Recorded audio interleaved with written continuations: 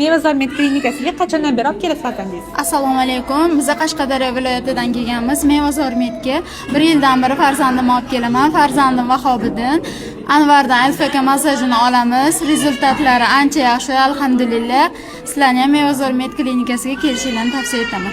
Rahmat, kattakon, tuzalib ketsinlar. Mayli, rahmat. Sog' bo'ling. Mevazor med klinikasiga farzandingizni qachondan beri olib kelasiz? Avvalambor assalomu alaykum hammaga. Mevazor medga men yanvardan bir shu jiyanimni olib kelaman. Internet tarmoqlar orqali Abdulaziz Ummatovni ko'rib, kuzatib, shuni orqasidan keldik. Muhammad Alida necheni oldik. Shu ancha natijasi yaxshi. Umuman o'tira olmas edi, boshini ham tuta olmas edi. Ikkinchi kursda уже o'tirdi. Maşallah. Hozir bemalol уже harakat qilyapti emaklashiga.